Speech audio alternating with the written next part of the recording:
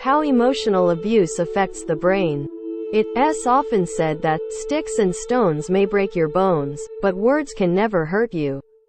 While that phrase may help some people brush off mean words, it is not exactly supported by science. While physical abuse is easy to spot, how do you even recognize emotional abuse? Emotional abuse is like carbon monoxide. It does not have any obvious signs we can see, but it can be deadly. Emotional abuse can actually damage your brain structure. Victims suffering from constant emotional abuse experience a shrinking of the hippocampus. This is brain area that is crucial for learning. This hippocampus plays an important role in your short-term memory. And for learning, short-term memory retention is the first step.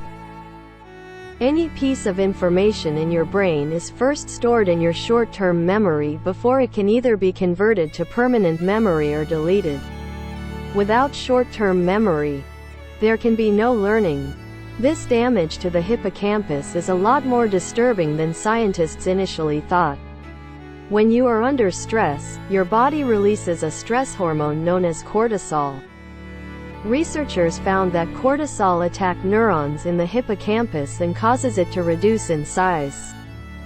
So the more stressed you are, the more cortisol will be released and the more the hippocampus will shrink in size.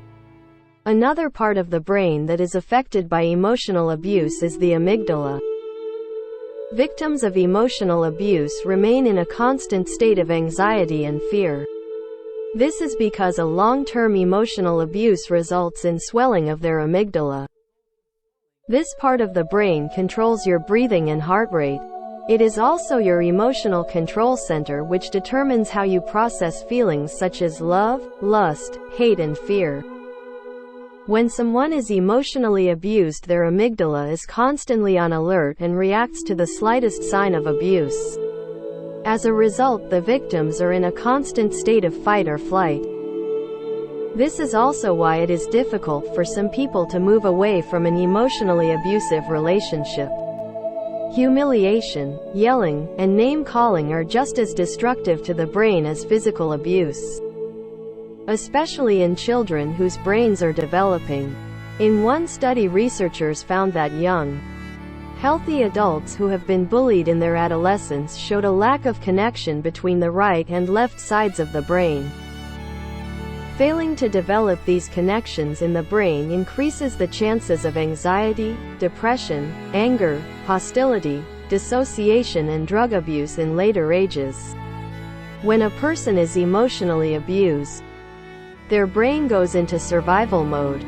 The brain attempts to protect itself by rerouting abundant levels of stress and pain to avoid overload. Areas of the brain that are important for the functioning of cognition and behavior are smaller in people who are emotionally abused, and these are lasting impacts. As a result, they are unable to have a healthy response even when there is no longer a present threat or traumatic situation. People in abusive relationships feel constantly drained, both physically and emotionally. All their energy is expended because their brain is constantly on alert. So, no, words don't directly leave marks like sticks or stones do, but the science is in. The way we treat each other on an emotional level can have effects that last far longer than a broken bone. There is an old saying, "A wise bird sings leisurely. A wise man speaks gently." It is also a summary of the life experiences of the predecessors.